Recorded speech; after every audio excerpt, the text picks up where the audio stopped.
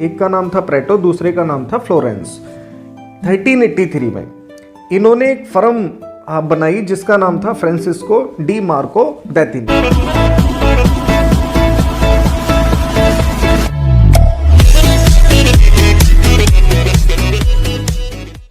नमस्कार फ्रेंड, मैं हूं प्रवेश शर्मा और आप देख रहे हैं प्रवेश शर्मा क्लासेस। स्वागत है आपका एक और नए वीडियो में।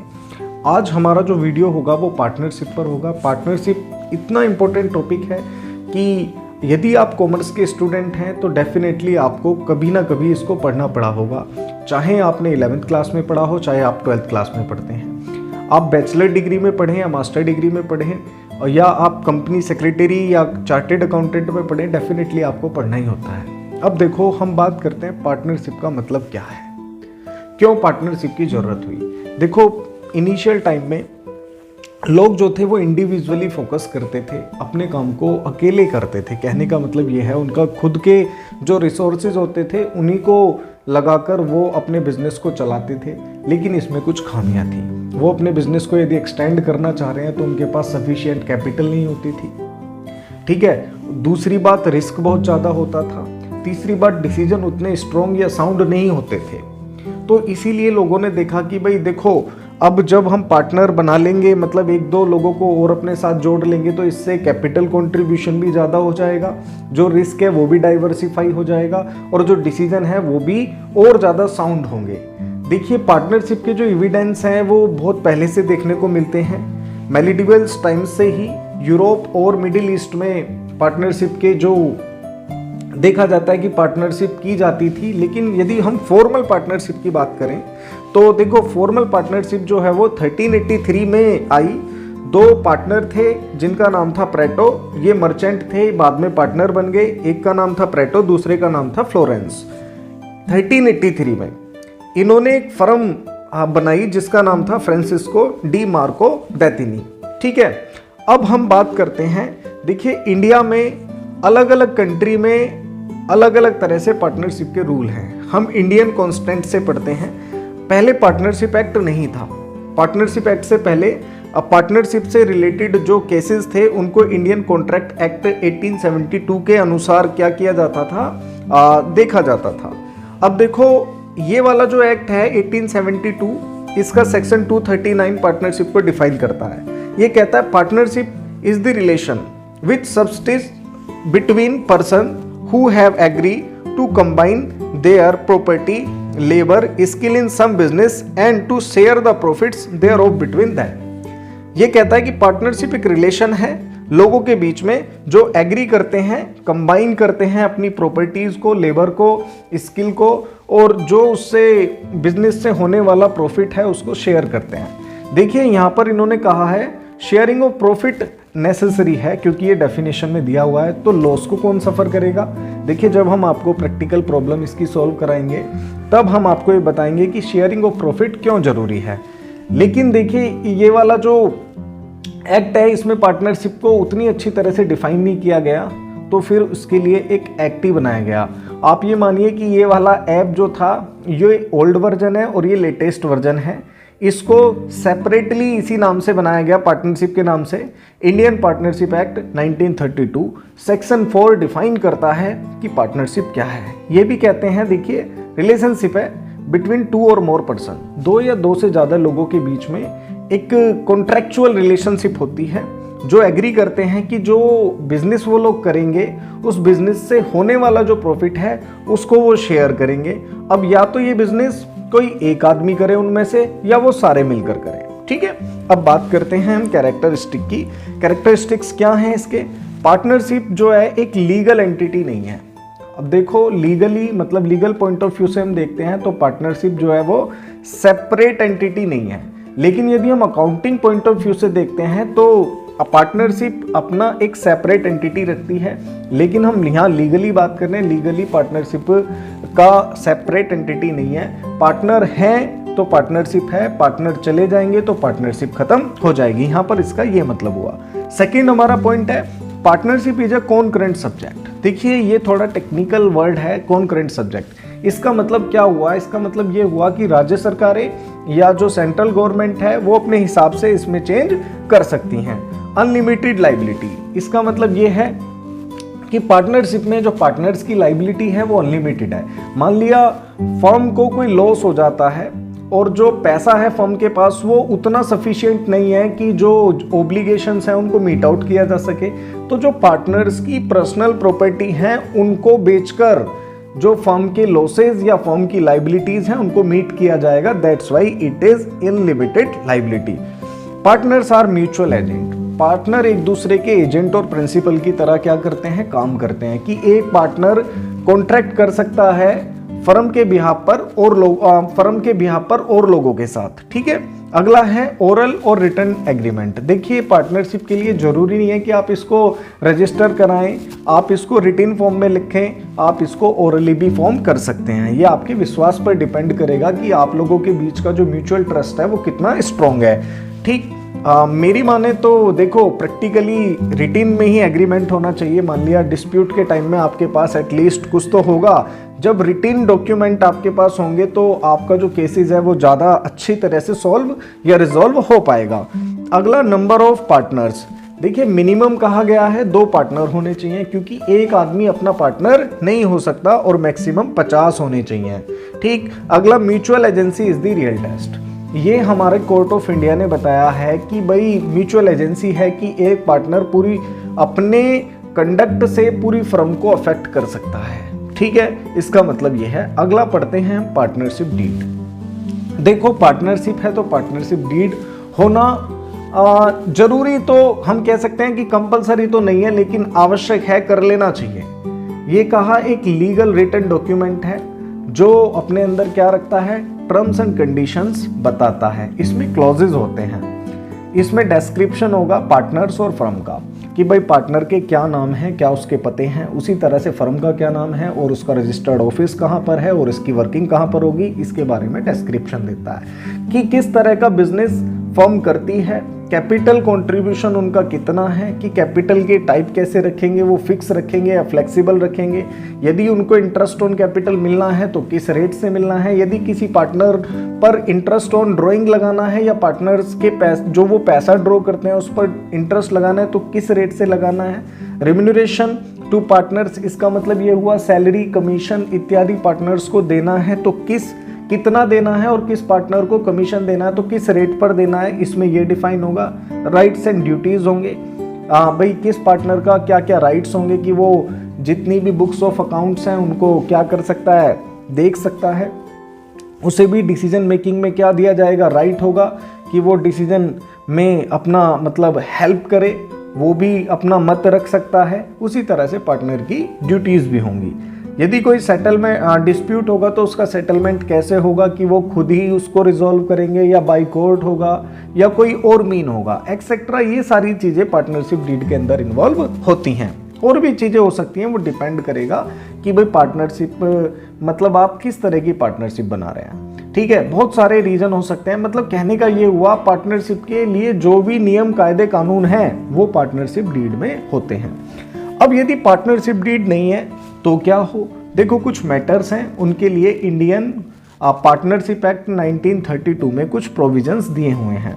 जैसे sharing of profit and losses. यदि पार्टनरशिप डीड नहीं है, चाहे कैपिटल कंट्रीब्यूशन किसी का कितना ही क्यों ना हो, कितना ही मतलब कि ए का ज़्यादा है बी का कम है, लेकिन प्रॉफिट या लॉसेज जो है उनको कैसे ट्रीट किए जाएंगे, इक्वली बांटे जाएंगे। इंटरेस्ट ऑन कैपिटल मिलेगा यदि पार्टनरशिप डीड नहीं है, नहीं, किसी तरह का इंटरेस्ट कैपिटल पर चार्ज नहीं किया जाएगा क्योंकि यहाँ पार्टनरशिप डीड नहीं है। उसी तरह से इंटरेस्ट ऑन ड्रॉइंग्स भी नहीं मिलेगा। यदि कोई पार्टनर फर्म को लोन देता है और पार्टनरशिप डीड नहीं है तो ऐसे पार्टनर को उसके द्वारा दी गई अमाउंट पर 6% पर एनम के हिसाब से इंटरेस्ट दिया जाएगा और वो भी अगेंस्ट प्रॉफिट होगा। अभी हम आपको बताएंगे दूसरे वीडियो में कि भाई अगेंस्ट प्रॉफिट और अप्रोप्रिएशन ऑफ प्रॉफिट में क्या डिफरेंस होता है। फिलहाल आप इसे ऐसे समझें कि भाई यदि फर्म को प्रॉफिट हुआ है तो भी इनको देना पड़ेगा इंटरेस्ट, चाहे फर्म को लॉस होता है तो भी इनको इंटरेस्ट मिलेगा ही मिलेगा। रेम्यूनरेशन मतलब किसी पार्टनर को सैलरी, कमीशन इत्यादि मिलेगा, बिल्कुल नहीं मिलेगा यदि पार्टनरशिप डीड नहीं है। एडमिशन ऑफ पार्टनर, आप किसी नए पार्टनर को लेकर आ सकते हैं देखिए यदि सभी पार्टनर अपनी कंसेंट दें, कंसेंट का मतलब है अपनी रजामंदी दें, तो आप किसी नए पार्टनर को एडमिट कर सकते हैं, अदरवाइज कोई प्रश्न इस बारे में नहीं उठता। ठीक है, अब देखो हम कुछ प्रैक्टिकल प्रॉब्लम सॉल्व करते हैं। मेरे पास टीएस ग्रेवाल जी का लेटेस्ट एडिशन है 2020 का। आइए मैं इससे आपको कुछ न्यूमेरिकल सॉल्व कराता हूं। अब देखो यहां दे रखा है, टॉपिक है partnership deed. In the absence of partnership deed how are the following matters resolve. कि भाई पार्टनरशिप डीड आपको नहीं दी हुई है इसमें, तो यहाँ पर कुछ मैटर्स हैं, इन मैटर्स को आप कैसे रिजॉल्व करेंगे। देखिए मैंने भी आपको बताया, जब पार्टनरशिप डीड ना हो तब इंडियन पार्टनरशिप एक्ट 1932 के कुछ प्रोविजंस हैं जो एप्लीकेबल होंगे। अब देखो ये इनको आप एक बार फिर से देख लीजिए। भाई प्रॉफिट और लॉसेस कैसे बटेंगे, इक्वल बटेंगे। किसी पार्टनर को कैपिटल पर उस इंटरेस्ट मिलेगा, बिल्कुल नहीं मिलेगा। किसी पार्टनर या पार्टनर्स को इंटरेस्ट ऑन ड्राइंग्स मिले मतलब देना पड़ेगा, बिल्कुल नहीं देना पड़ेगा। यदि कोई पार्टनर फर्म को लोन देता है और पार्टनरशिप डीड नहीं है या उसके इंटरेस्ट का किसी भी बारे में कोई बातें नहीं की गई हैं, तो ऐसी अवस्था में वो पार्टनर अपने द्वारा दी गई पैसे पर, जो उसने लोन दिया है, उस पर 6% पर एनम इंटरेस्ट पाने का अधिकारी है। रिम्यूनरेशन, किसी पार्टनर को कोई सैलरी कमीशन नहीं मिलेगा। एडमिशन ऑफ पार्टनर, देखिए यदि कोई पार्टनर आएगा नया पार्टनर, तो सभी पार्टनर की रजामंदी पर ही कोई नया पार्टनर फर्म में आ सकता है। अब देखो हम करते हैं इसका क्वेश्चन नंबर 1। यहां पार्टनरशिप डीड नहीं दी हुई है, केस है सैलरीज ऑफ पार्टनर। इसमें दिया हुआ है सैलरीज ऑफ पार्टनर कि क्या किसी पार्टनर को सैलरी मिलेगी, बिल्कुल नहीं मिलेगी, क्योंकि यहां पर पार्टनरशिप डीड नहीं है। अगला interest on partners capital, interest on partners capital क्या मिलेगा, बिल्कुल नहीं मिलेगा, ये भी अलाउड नहीं होगा। अगला interest on partners loan, yes interest on partners loan ये डेफिनेटली मिलेगा। पार्टनर्स लोन या कई सारे पार्टनर हो सकते हैं, वो भी कितना मिलेगा, @6% पर एनम के हिसाब से मिलेगा। डी वाला पार्ट क्या कहता है, डिवीजन ऑफ प्रॉफिट कैसा होगा।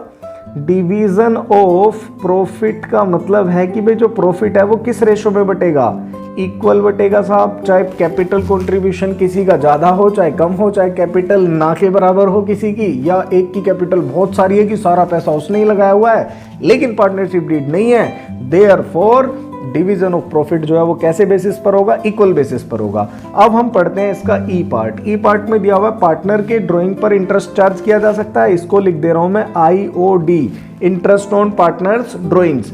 नहीं साहब, उनको अपने द्वारा लिए गए पैसे पर कोई क्या नहीं देना पड़ेगा, इंटरेस्ट नहीं देना पड़ेगा। अगला है interest on loan by partner, किसी पार्टनर ने फर्म को लोन दिया है, interest on loan by partner, interest on loan by partner. Partner ने फर्म को लोन दिया है, यस @6% पर एनम चार्ज होगा। इसके बाद है G point, interest on loan to partner, interest on loan to partner. देखिए एक पार्टनर ने फर्म से पैसा ले लिया है, अब जब कोई पार्टनर फर्म को पैसा देगा, मैंने बताया जब कोई पार्टनर फर्म को पैसा देगा तो उसको 6% इंटरेस्ट जरूर मिलेगा, लेकिन यदि कोई पार्टनर फर्म से लोन लेगा तो उसको कोई इंटरेस्ट देना नहीं पड़ेगा। देखते हैं क्वेश्चन नंबर सेकंड क्वेश्चन में क्या लिखा हुआ है, following differences have arisen among P, Q and R, state who is correct in each case. अब देखो इसमें दिया हुआ है P 20,000 की ब्लोइंगिंग फर्म की यूज करता है और उससे 5,000 का प्रॉफिट अर्न करता है। Q एंड R जो है वो कहते हैं want the amount to be given to the firm, कि भाई तुमने जो ये P ने फॉर्म के 20,000 रुपये की ब्लोइंगिंग यूज करके, ब्लोइंगिंग का मतलब फॉर्म के कुछ प्रॉपर्टी को यूज करके 20,000 रुपये लिए और उससे 5,000 का प्रॉफिट अर्न कर लिया। अब जो Q और R हैं वो अपनी असहमति प्रकट करते हैं या कहते हैं भाई हमें भी ये जो आपने 5,000 रुपये अर्न किए हैं इसमें इसको जनरल प्रॉफिट की तरह ट्रीट करो, क्योंकि आपने ये पैसा फॉर्म से लेकर यूज किया है, दैट्स वाई आपको ये 5,000 रुपये देने पड़ेंगे। तो देखो 20,000 रुपये तो वो उस चीज़ के लिए देगा जो उसने फर्म की प्रॉपर्टी ली और 5,000 उसे फर्म को ही देने पड़ेंगे, क्योंकि ये उसने फर्म का पैसा यूज करते हुए प्रॉफिट कमाया है। इस प्रॉफिट को फर्म को उसे देना पड़ेगा। ये इंडियन पार्टनरशिप एक्ट के अनुसार नियम है।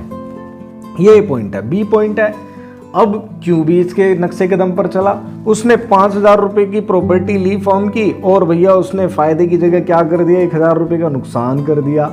अब वो कह रहा है कि भाई मुझसे आप 4,000 रुपए ले लो, क्योंकि जब आप प्रॉफिट शेयर करते हो तो लॉस को भी शेयर करो। नहीं साहब, लॉस के लिए कोई स्थान नहीं होगा। उसे 4,000 नहीं देने पड़ेंगे, उसको पूरे के पूरे 5,000 रुपए देने पड़ेंगे। देखिए, यदि प्रॉफिट होगा तो सब में बटेगा, लॉस होगा तो सब में नहीं बटेगा। यही देखो पार्टनरशिप की डेफिनेशन में भी दिया गया था। शेयरिंग ऑफ प्रॉफिट नेसेसरी है, शेयरिंग ऑफ लॉस नेसेसरी नहीं है। अगला पार्ट है इसका सी। इसमें कहते हैं पी और क्यू जो है वो परचेज करना चाहते हैं ए लिमिटेड से कोई गुड्स। देखो, पी एग्री करता है इस चीज के लिए, क्यू भी एग्री करता है, लेकिन आर डज नॉट एग्री। उन्हें परचेज करना है एक जगह से सामान जिसका नाम है ए लिमिटेड। देखो, तो इसका रिजल्ट हम लिखेंगे मे बी, कि सामान परचेज किया जा सकता है, गुड्स जो है वो ए लिमिटेड से परचेज किया जा सकता है। अब आप कहेंगे कि ऐसा तो गलत हो रहा है, क्योंकि देखिए सामान परचेज करना है, गुड्स परचेज करना इतना बड़ा डिसीजन नहीं है, और मेजोरिटी जो है वो क्या कह रही है, 2/3 मेजोरिटी पॉजिटिव है, सामान खरीदने के पक्ष में है, तो वो सामान खरीद सकते हैं। अगला पार्ट है डी। क्यू और आर जो है वो सी को पार्टनर बनाना चाहते हैं। क्यू और आर किसी चीज के लिए एग्री करते हैं कि वो सी को एज अ न्यू पार्टनर लेकर आना चाहते हैं, लेकिन पी मना कर देता है। तो इस केस में सी पार्टनर नहीं बन पाएगा, क्योंकि मैंने आपको बताया था रूल है पार्टनर, नया पार्टनर एडमिट करने के लिए सभी पार्टनर की कंसेंट होना अनिवार्य है। अब हम पढ़ते हैं इसका ई पार्ट। ई पार्ट क्या है साहब? ई पार्ट ये है, आर जो है 1,00,000 रुपए का फर्म को क्या करता है, लोन देता है, और कहता है कि मुझे 10% के हिसाब से आप क्या दो, इंटरेस्ट दो, जबकि पी और क्यू इसको मना कर देते हैं। अब देखो उसको कितना इंटरेस्ट मिलना चाहिए, उसको इंटरेस्ट ऑन लोन जो है वो मिलना चाहिए। 1,00,000 रुपए उसने दिए हैं, और ये कब दिए हैं, डेट नहीं दे रखी, तो हम 6% पर एनम के हिसाब से उसको क्या देंगे, पैसा देंगे, दैट इज 6,000 रुपीज उसके अकाउंट में हम एज ए इंटरेस्ट देंगे। ठीक है, ये हमारा क्वेश्चन सेकंड था। अब हम क्वेश्चन नंबर 3 को करते हैं। आइए देखिए क्वेश्चन नंबर 3 में क्या है। 3 पार्टनर हैं ए, बी एंड सी, और उनके पास कोई पार्टनरशिप डीड नहीं है। पहले साल के अंत में, मतलब जब उनका पहले साल हो गया, उसके अंत में उनके बीच में डिस्प्यूट अराइज हो गया। ए कहता है कि भाई इंटरेस्ट ऑन कैपिटल जो है वो should be allowed to the partner, जबकि बी और सी मना कर देते हैं। पहला पार्ट है, ए बोलता है कि इंटरेस्ट ऑन कैपिटल मिलना चाहिए, जबकि बी और सी इस चीज को मना कर देते हैं। अब देखो, बी और सी के मना करने से यहाँ कुछ नहीं हो रहा, क्योंकि उन्होंने पार्टनरशिप डीड नहीं बनाई है, दैट्स वाई IOC अलाउ नहीं होगा। अगला पार्ट बी है कि बी जो है वो क्या चाहता है, वो कहता है कि भाई सैलरी मिलनी चाहिए पार्टनर्स को, लेकिन यहाँ पर ए और सी मना कर देते हैं। देखो, उनका मना करने से कुछ नहीं होगा, यहाँ पार्टनरशिप एक्ट है, किसी भी पार्टनरशिप एक्ट लागू होगा, क्योंकि पार्टनरशिप डीड नहीं है, उनके बीच में डीड ना होने के कारण किसी भी पार्टनर को किसी तरह का कोई रिम्यूनरेशन नहीं मिलेगा, तो इसको भी नोट अलाउड हम लिख देंगे। अगला पार्ट है हमारा सी। ए बी जो है वो क्या चाहते हैं कि इंटरेस्ट ऑन लोन दिया जाना चाहिए। कहते हैं कि interest on loan given to him by the firm. उसने देखो, अब इस क्वेश्चन को फिर से देखो, सी जो है उसने फर्म से कुछ पैसा ले लिया, ठीक है, और ए और बी कहते हैं कि भाई ये जो तूने पैसा लिया है फर्म से, इस पैसे पर ब्याज दो, जबकि सी जो है वो डिनाई कर देता है, वो मना करता है। Interest on loan taken by partner from firm. यदि कोई पार्टनर फर्म से क्या कर लेता है, लोन ले लेता है, और तो कोई इसके बारे में पार्टनरशिप डीड नहीं है कि भाई यदि कोई पार्टनर फर्म से लोन लेगा तो उसे कितना इंटरेस्ट देना पड़ेगा, तो ऐसा क्लोज है कि भाई इसको कोई इंटरेस्ट नहीं देना पड़ेगा। लेकिन हाँ, यदि ये पार्टनर फर्म को लोन देता तो इसको 6% पर एनम के हिसाब से इंटरेस्ट दिया जाता। अगला पार्ट है इसका डी। कहते हैं ए और बी जो है वो कंट्रीब्यूट करते हैं larger capital, desire to profit should be distributed among मतलब उनके बीच में जो है ए और बी ज़्यादा पैसा लगाते हैं, जबकि सी कम पैसा लगाता है। इसको ऐसे समझो, मान लिया इसने 2 लाख रुपए लगाए, बी ने 1 लाख रुपए लगाए और सी ने 25,000 रुपए लगाए। अब ये दोनों कहते हैं कि भी जो प्रॉफिट है वो कैसे रेशो में बंटना चाहिए, वो कैपिटल के रेशो में बंटना चाहिए, लेकिन इनके पास पार्टनरशिप डीड नहीं है। इनको जब पार्टनरशिप इन्होंने बनाई थी तभी इनको इस विषय पे बात करनी चाहिए थी, लेकिन इन्होंने इस विषय पे बात नहीं की। दैट्स वाई इनका जो प्रॉफिट शेयरिंग होगा वो कैसा होगा, इक्वल होगा, बशर्ते इनकी कैपिटल कितनी ही क्यों ना हो। ठीक है, आइए अब हम पढ़ते हैं क्वेश्चन नंबर 4 को। बोस, सरकार और चटर्जी पार्टनर हैं और उनके पास पार्टनरशिप डीड नहीं है, और इसमें बताया गया है बोस जो है 2 लाख रुपए की कैपिटल एक्स्ट्रा इंट्रोड्यूस्ड करता है 1 अक्टूबर 2019 को, जबकि चटर्जी जो है 50,000 रुपए का फर्म को लोन देता है। उनके बीच में डिस्प्यूट हो जाता है। आइए, डिस्प्यूट में पहली बात क्या कही जाती है, बोस कहता है कि मैंने जो 2 लाख रुपए की एक्स्ट्रा कैपिटल दी है इस पर मुझे 10% के हिसाब से इंटरेस्ट चाहिए। ठीक है, तो साहब इंटरेस्ट ऑन कैपिटल बिल्कुल भी नहीं मिलेगा क्योंकि उनके पास पार्टनरशिप डीड नहीं है। अगला बी जो है, सरकार कहता है कि मेरा एक बेटा है दीप, उसको आप नए पार्टनर के रूप में एक्सेप्ट कीजिए, मैं अपने प्रॉफिट का आधा शेयर जो है उसके लिए ट्रांसफर कर रहा हूं। अब देखो यहां पर मैंने आपको बताया था कि सभी पार्टनर्स की कंसेंट होना अनिवार्य है, कि ऐसा नहीं होगा कि किसी एक पार्टनर ने कहा कि भाई ये पार्टनर मैं लेके आ रहा हूं, मैं अपना हिस्सा ही तो दे रहा हूं, आप लोगों को क्या समस्या है। नहीं साहब, सभी पार्टनर की कंसेंट होगी तो नया पार्टनर आएगा, अदरवाइज नया पार्टनर नहीं आएगा। तो केस बी जो है ये भी खारिज कर दिया जाएगा। सी वाला पार्ट जो है इसमें देखते हैं, बॉस और सरकार जो है are the view Chatterjee should charge interest on loan from the firm at the lending rate. देखो चटर्जी ने फर्म से कुछ पैसा लिया है, ठीक है, अब वो कहते हैं बॉस और सरकार की चटर्जी आपको 12% के हिसाब से क्या देना पड़ेगा, इंटरेस्ट देना पड़ेगा। ऐसा इंटरेस्ट भी अलाउ नहीं होता है। मैंने आपको बताया था यदि कोई पार्टनर फर्म से लोन ले ले तो इंटरेस्ट के बारे में बात नहीं होगी, यदि कोई पार्टनर फर्म को लोन दे तो उसको 6% पर एनम के हिसाब से इंटरेस्ट मिलना चाहिए। ठीक है, आइए देखते हैं अब इसका पार्ट डी। उसमें लिखा हुआ है कि सरकार जो है वो विड्रॉ करता है 50,000 रुपए पर्सनल यूज के लिए, मतलब ड्राइंग्स लेता है सरकार 50,000 रुपए की। चटर्जी आर दी व्यू, वो कहता है चटर्जी की भाई ऐसा है आपको 10% के हिसाब से इसमें इंटरेस्ट देना चाहिए जो पैसा आपने फर्म से लिया है एज ए ड्राइंग। तो देखो मैंने आपको बताया था इनके पास पार्टनरशिप डीड नहीं है, देयरफॉर आईओडी भी नहीं दिया जाएगा। आईओडी मतलब interest on capital, interest on drawing जो है वो भी चार्ज नहीं किया जाएगा। इस तरह से हमारा क्वेश्चन नंबर 4 कवर हो जाता है। अब हम पढ़ेंगे क्वेश्चन। आइए देखते हैं क्वेश्चन नंबर 5। हर्षद और धीमान जो हैं वो 2 पार्टनर हैं, 1 अप्रैल 2019 को पार्टनरशिप बनाते हैं। उनके बीच में कोई एग्रीमेंट नहीं है। हर्षद 4 लाख रुपए और जो धीमान है वो 1 लाख रुपए की कैपिटल कंट्रीब्यूट करते हैं। हर्षद 1 लाख रुपए का फर्म को लोन भी देता है। ड्यू टू इलनेस वो बीमार हो जाता है और बीमार होने के कारण वो पार्टिसिपेट नहीं कर पाता है फ्रॉम 1 अगस्त 2019 टू 30 सितंबर तक। अब देखिए क्या होता है, 1,80,000 रुपए का प्रॉफिट होता है। अब उस प्रॉफिट को लेकर उन दोनों के बीच में डिस्प्यूट अराइज हो जा रहा है। हर्षद क्लेम करता है, दोनों की अलग अलग बातें हैं। हर्षद कहता है कि ही शुड बी गिवन, कि उसने जो कैपिटल दी है उस पर और जो उसने लोन दिया है फर्म को उस पर उसको 10% के हिसाब से रिटर्न मिलना चाहिए। देखो तो पहले हम हर्षद के क्लेम देख लेते हैं। हर्षद क्लेम, हर्षद जो है वो क्या क्लेम करता है।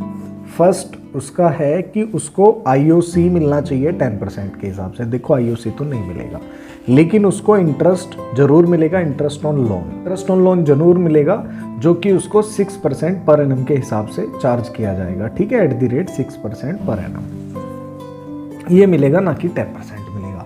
अगला है प्रॉफिट जो है वो चाहता है कैपिटल के रेशो में बटे।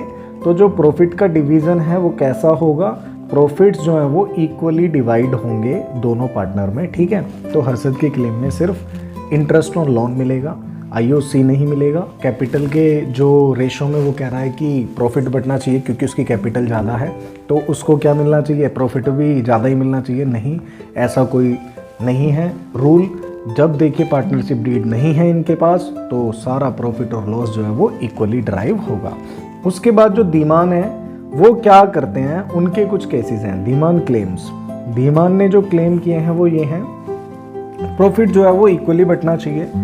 उनका पहला जो केस है इसमें ये मान लिया जाएगा यस, प्रॉफिट जो है वो कैसे बंटने चाहिए, प्रॉफिट इक्वली बंटने चाहिए, तो ये बात ठीक है।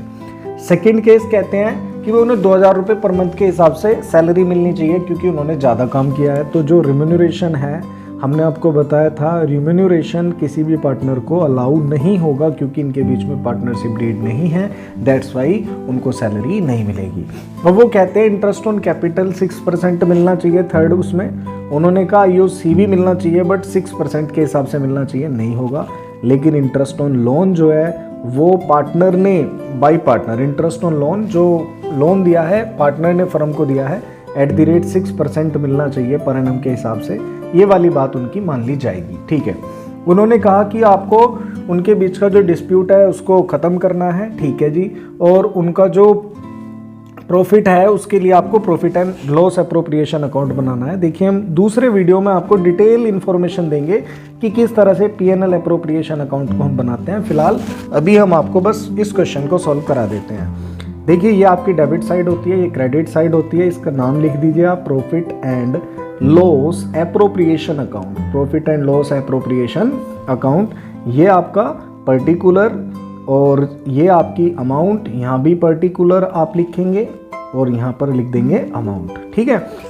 अब जो नेट प्रॉफिट है वो कितना होगा, देखो नेट प्रॉफिट कितना होगा, ये उनको जो है 1,80,000 रुपये का प्रॉफिट हुआ है, जिसमें से कि IOL इंटरेस्ट ऑन लोन जो है वो घट जाएगा। इस पार्टनर ने 1 लाख रुपए का फर्म को लोन दिया है 6% पर एनम के हिसाब से, 1 अक्टूबर से लागू होगा क्योंकि पर एनम का हिसाब किताब चलता है। तो ये निकला आपका 3,000 रुपीज़, ये माइनस हो जाएंगे क्योंकि ये अगेंस्ट प्रॉफिट होता है, चाहे प्रॉफिट हो चाहे लॉस हो, मतलब प्रॉफिट आने से पहले ही इसको चार्ज किया जाना चाहिए, कहने का मतलब ये है। तो 1,77,000 रुपये का प्रॉफिट आया, उसको हम यहाँ लिख देंगे। अब क्योंकि इनके बीच में कोई पार्टनरशिप डीड नहीं है तो ये टोटल प्रॉफिट उनके पार्टनर कैपिटल या करंट अकाउंट में चला जाएगा। फिलहाल मैं यहाँ पर कैपिटल अकाउंट लिख देता हूँ, partners capital account, partners capital account में ट्रांसफर कर देंगे। एक तो है हमारा हर्षद और एक है धीमान।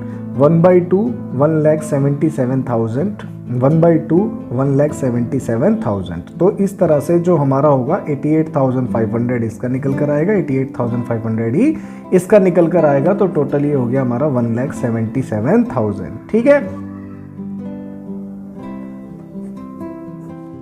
आइए अब देखते हैं क्वेश्चन नंबर 6 को। क्वेश्चन नंबर 6 में लिखा हुआ है दो पार्टनर हैं A और B, उनके बीच में जो पार्टनरशिप होती है वो कब होती है, 1 अप्रैल 2019 को होती है, लेकिन वो पार्टनरशिप डीड नहीं रखते हैं। और दे इंट्रोड्यूस्ड कैपिटल, A जो है वो 35,000 लगाता है, B जो है वो 20,000 रुपये लगाता है 1 अक्टूबर 2019 को। A जो है फर्म को लोन भी देता है 8,000 रुपये का and without any interest rate, मतलब कोई इंटरेस्ट रेट प्रेस्क्राइब नहीं की गई है क्वेश्चन में। प्रॉफिट एंड लॉस अकाउंट जो है वो कितना दिखाता है, 15,000 रुपये का प्रॉफिट दिखाता है। The partners can not agree on payment of interest. अब देखो एक कह रहा है, एक कहता है कि भाई मुझे इंटरेस्ट मिलना चाहिए, जबकि बी कह रहा है यार तूने पहले देते समय तो बताया नहीं था तो इसलिए इंटरेस्ट नहीं मिलेगा। तो आपको उनका क्या करना है, डिवीजन ऑफ प्रॉफिट करना है, ठीक है। देखो सब 6 क्वेश्चन है। सबसे पहले आप कैलकुलेशन कर दो इंटरेस्ट ऑन लोन। उसने 8,000 रुपये फर्म को दिए हैं 6% पर एनम के हिसाब से। अब जो पैसा दिया है वो 1 अक्टूबर को दिया है, तो 1 अक्टूबर से 1 अक्टूबर टू 31 मार्च तक कितना टाइम हो जाता है, ये आपके 6 मंथ्स का टाइम हो जाता है। तो 6 महीने का उसको क्या मिलेगा, ब्याज मिलेगा। 2 3 ये आपका 240 रुपीज़ का इंटरेस्ट हो गया। तो अब यहाँ लिखो डिविजिबल प्रॉफिट। डिविजिबल प्रॉफिट जो है वो कितना आएगा, देखो 8,000 रुपये का टोटल प्रॉफिट है जिसमें से 240 माइनस कर लो, दैट इज़ कितना बचता है 7,760 रुपये बचा। ये जो प्रॉफिट है ए और बी में इक्वली क्या कर दिया जाएगा, बांट दिया जाएगा। 1/2 ही इसको मिलेगा और 1/2 ही इसको मिलेगा, 7,760 और 7,760। इसे डिवाइड कर लेते हैं, जो अमाउंट डिराइव होगी वही उनको पेमेंट दिया जाएगा। ये 3 आ गया, ये 8, ये 8, ये 0। ये आपका हो जाता है 3,880 रुपीज़, ये तो ए को मिलेंगे और 3,880 ही बी को मिलेंगे, ठीक है। इस तरह से हमारा ये क्वेश्चन भी कंप्लीट हो जाता है। अब देखिए हम दूसरे वीडियो में क्वेश्चन कवर करेंगे 7 to 12।